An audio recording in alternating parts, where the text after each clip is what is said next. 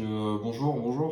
Aujourd'hui, je fais un tournoi local pour la Reti Collection machin.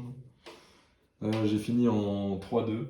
J'avais gagné des matchs que j'aurais pas pensé gagner. J'ai perdu des matchs sur des erreurs bêtes, mais c'est pas très grave. J'ai joué Branded. Ça fait pas longtemps que j'ai le deck en main, donc c'est assez cool. Je commence à le maîtriser un petit peu. J'ai gagné contre Flunder, contre Monarch et contre Tempai. Voilà. Et j'ai perdu contre Kashtira. En plus, c'est le vainqueur du tournoi, donc ça va. J'ai pas à en rougir. Et je perds aussi contre Chimera, et ça, je connaissais pas du tout le match-up, donc voilà. On va passer tout de suite à la profile. Alors, du coup, on commence avec l'engine Albaz, forcément. Pardon, 3 Albaz, 3 Cartesia, 2 Shrouded, 2 Albert, une Tragédie, et donc une Quem, une Kit et un Mercurier. Donc, je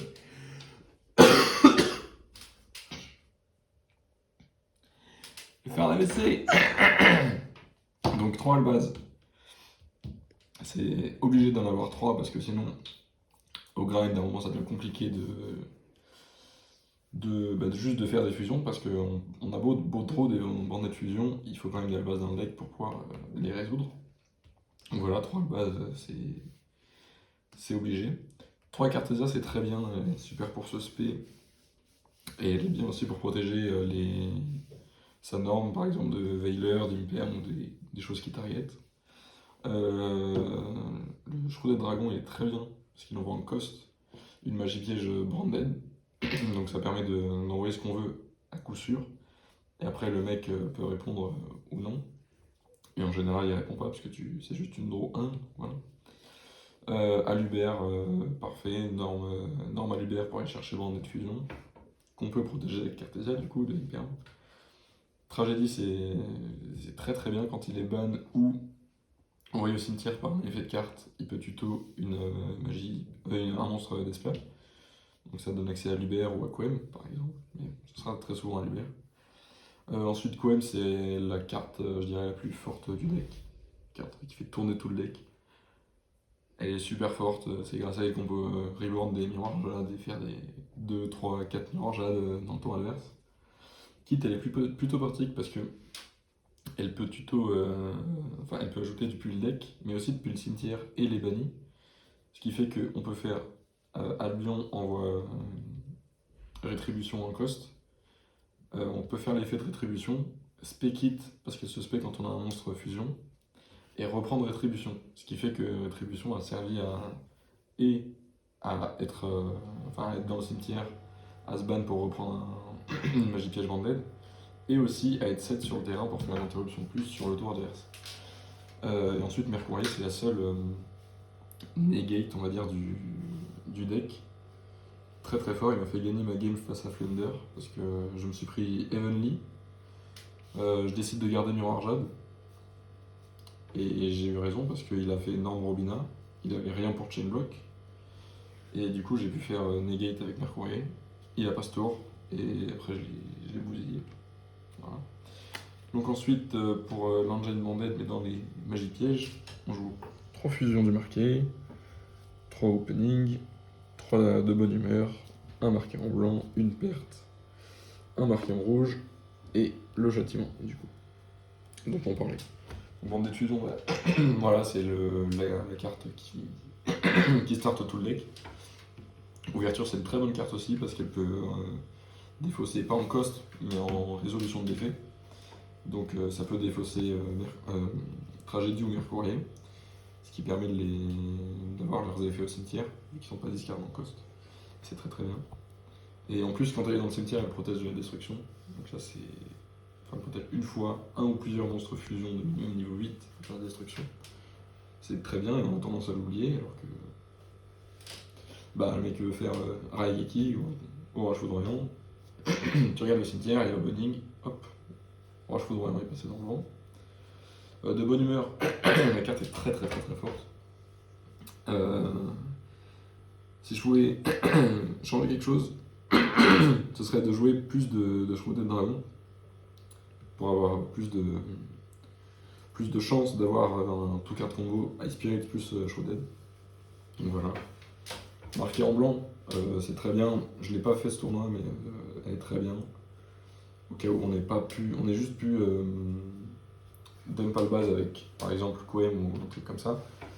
Elle est très bien pour faire une semi-brandée de fusion en bannissant depuis le cimetière. Lost, c'est vraiment super fort. La carte est incroyable. J'ai eu les seules fois où j'ai oublié de. C'est très très con, mais j'ai oublié de tuto en faisant après une fusion. Ça m'a fait perdre la game, donc c'est dire à quel point la carte est forte. Inred pour Puppet Lock, en majorité du temps, mais ça peut servir aussi pour Gardien Chimère par exemple, et d'autres choses. Et Rétribution du coup pour reprendre depuis le cimetière, et pour negate un effet qui invoquerait spécialement un monstre. Voilà. Ensuite on va passer aux engines à part. Je joue un Lubellion de Saronir. Je jouerai 3 Saronir je pense à l'avenir. Ou alors un Magnamut pour avoir 2 names différents dans les bestiaux. Parce que ça reste des très bonnes cartes. Donc voilà. Et Lubellion très très fort aussi parce qu'en général dans la loupe, je pense quasiment tout le temps, on va spé le Albion de l'extra deck. Il va rester on board et on va pouvoir le sacrifier avec Lubellion pour revendre Lubellion et passer perte. Ce qui enverra Albion au cimetière pour pouvoir avoir son effet en une phase. Donc c'est très très bien. Déploiement fusion, bah c'est super.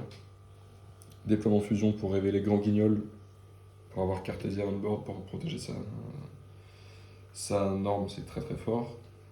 Déploiement fusion, on révèle un monstre qui mentionne Albaz pour faire Albaz et fusionner avec son terrain, c'est très très bien aussi. Droplet, c'est une carte de fou furieux, elle est magnifique. Rien de plus à dire, c'est trop fort. Book of Eclipse, super fort aussi, dans le deck ça marche très bien vu qu'on fait des fusions et qu'on s'en fiche d'avoir des monstres face down ou pas. Donc voilà, à peu près les seules fois où je l'ai fait, ça m'a beaucoup avantagé. Ça m'a pas gagné la game, mais ça m'a facilité. 2 PTT, 1 TTT. Faudrait que je passe à 3 PTT. Mais voilà. C'est prévu. Voilà. TTT très très fort aussi du coup. Draw 2 si on brique, ou alors prendre le contrôle de l'adversaire, enfin d'avance de l'adversaire, c'est très très bien. Ensuite j'ai 2 cartes de lock, donc Diabels et la Puppet. Diabels, c'est quasiment sûr que je vais la cut parce que je l'ai jamais faite du tournoi. En théorie c'est fort contre les decks qui se prennent pas à la Puppet Lock, par exemple les decks qui norment, etc. Mais c'est trop nul, je l'ai jamais fait. Ensuite on a Sarcophage doré pour ban Mercourrier, pour ban Tragédie, pour avoir leurs effets, donc c'est un starter de plus. Call by pour se protéger. Foolish Burial pour pareil. Tragédie, Saronir pour les envoyer au cimetière pour pouvoir avoir un starter de plus. Polymérisation pour le tour 3 ou le tour 2 selon ce qu'on a en main, pour faire un gardien chimère, pour faire des choses comme ça, pour qu'il soit inciblable. Héros des abysses pour contrer les towers, mais ça je pense que je vais le cut. Et duplication de fusion, trop fort. On se fait H sur bande de fusion, on fait PTT cette duplication de fusion et on refait notre tour 1 pendant son tour en draw phase, donc c'est génial. Donc voilà, j'en suis à 50 cartes tout rond. 50 c'est bien, ça a très bien tourné, j'ai pas brique du tournoi quasiment. Et encore, les fois où j'ai brick, c'était pas non plus des briques de fou furieux, j'ai pu me démerder pour débriquer. Donc on va passer à l'extra deck. Je joue 2 Albion. Très très fort, il y en a souvent un qui part dans la loupe, du coup. Soit on termine avec lui on board et on l'envoie au cimetière avec Lubellion, soit directement on coste avec Miroir Jade et en une phase on peut avoir son effet. Un Lubellion, il est super pratique pour recycler des cartes du cimetière ou des bannis, c'est vraiment génial. Si je pouvais en jouer 2, j'en jouerais 2 parce qu'il y a des fois où où l'adversaire l'attrape, ou par exemple contre Kashtira, je me suis fait ban avec licorne, et ça m'a beaucoup désavantagé dans le grind. Donc voilà. Titaniclad, magnifique, qui peut spec-web en end-phase, comme dump à base, et ça me permet d'avoir déjà beaucoup de ressources juste en envoyant une carte au cimetière. C'est génial. Sinon, il peut aussi spé un albaz en end-phase, et le mec ne s'y attend pas. Il fait son board en end-phase, t'accostes ça avec Miroir Jade. Tu peux faire spé albaz, fusionner avec son board, refaire un Miroir Jade. C'est génial. Sanctifeu, forcément, pour les locks. Faut pas le ban, faut ban les locks, s'il vous plaît. Parce que la carte est très très cool et très bien designée, mais elle est trop forte. Avec la Puppet Lock ou Diabed par exemple.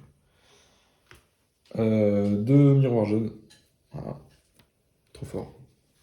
Rien de plus à dire. On peut en faire plusieurs dans le tour si on loupe bien. Albalenatus, fusion contact avec des dragons, donc si jamais l'autre adversaire a des dragons, c'est très très fort. Il peut aussi permettre de recycler beaucoup avec Albion. Parce qu'il suffit qu'on ait, par exemple, qu'on soit fait gérer Sanctifeu, qu'on ait envoyé ça et ça au cimetière. On peut faire du Bélion, remélanger 1, 2, 3, 4, plus un Albaz, forcément, pour faire la fusion. Ça fait déjà beaucoup de ressources récupérées. Et un Rinvoom pour faire encore une autre interruption pendant le tour adverse. On peut le ban, reborn Albaz du cimetière. Et voilà, c'est génial. Et on peut aussi le faire avec Albaz sur Flunder, mais bon. Voilà. Donc deux grands guignols. En avoir deux, c'est obligatoire quasiment. C'est trop fort. La carte permet les locks, mais la carte permet aussi d'envoyer, par exemple, si on n'a pas encore eu l'occasion d'envoyer Titaniclad, on peut l'envoyer à son invocation, et du coup avoir quand même Titaniclad au cimetière pour spé Coem ou Albaz. C'est très très cool. Et la carte est très bien, si elle voit une spé par un monstre, on peut spé des spés de l'extra deck. Donc moi j'ai... Bon, Coratis c'est du classique, mais Pros Canyon, j'ai opté pour lui parce qu'il est vraiment très très cool. Contre Snake Eyes c'est très fort, je suis pas tombé contre Snake Eyes, mais ça... théoriquement c'est très très fort contre Snake Eyes. Mais la carte est très très forte. En plus elle est à 3200, c'est ce qui manque un peu à Wounded, c'est un gros body à plus de 3000 d'engine, pas de engine, parce que voilà. Voilà, et Coratis, si le mec a pas le match-up, juste son effet gagne des games en auto. C'est con, mais voilà. Et ensuite, épée Borel. Non, bon, charge Borel, que j'ai jamais fait. Et Gardien Chimère qui m'a gagné les games face à Flunder. Donc voilà. 15 cartes dans l'extra deck, c'est pas mal. C'est normal, c'est le maximum. On va passer au side. On va essayer de faire vite. 3 fantasmés. C'est plutôt cool. Moi j'adore la carte. De toute façon, draw des cartes, c'est toujours génial. Je l'ai jamais sidé parce que je suis pas tombé contre des match-ups qui permettaient de le side. Mais ça reste une très bonne carte théoriquement. 3 H parce qu'il n'y a pas d'entrap dans le deck. Il en faut en side si on veut espérer faire quelque chose en go second post-side. Je trouve que c'est quasiment obligatoire d'en avoir. Donc voilà. La carte est très très cool. Et en plus, du coup, je joue 2 cross-out. Donc si jamais le mec veut H la bande de fusion, bam, cross-out, ban H, c'est ciao. Ultimate Slayer, je sais toujours pas pourquoi je l'ai mise, il me restait un free spot, je savais pas quoi mettre, je me suis dit, si jamais je tombe sur des miroirs banded, ça peut m'aider, mais bon, j'ai jamais essayé, c'était... Dans banded, c'est pas terrible du tout, c'est même très très nul, je dirais. 3 cyclones cosmiques, ça m'a fait perdre la game face à Kashtira, parce qu'on était au time, j'avais 7000 HP et lui il avait 7500, donc bon, voilà, c'est pas très grave.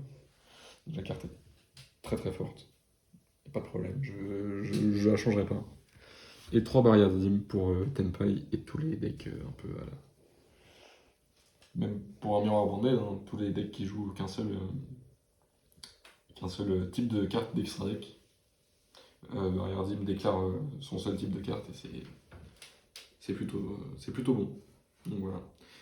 Si je devais changer quelque chose dans le side, je pense que soit je mettrais un troisième crossout à la place de pourfendeuse, soit je mettrais un subversion, histoire de mettre, enfin, d'avoir quelque chose qui me permet de gérer un monstre adverse sans non plus avoir à le détruire, ni à le bannir, ni à vraiment commit dessus. Donc bon, voilà, ce serait bien. Mais sinon, voilà, le side, j'en ai été plutôt content. J'ai pas eu besoin de cross-out, mais c'était là. Les haches sont arrivées au bon moment quand il fallait contre Monarque, parce que sinon je perdais. Mais voilà. Très content du deck. J'en jouerai 2-3 trucs dans le main deck, notamment une deuxième queen. Mais le deck est génial. Et c'est trop cool à jouer. C'est un deck très interactif. C'est pas un deck combo qui met 15 negate et la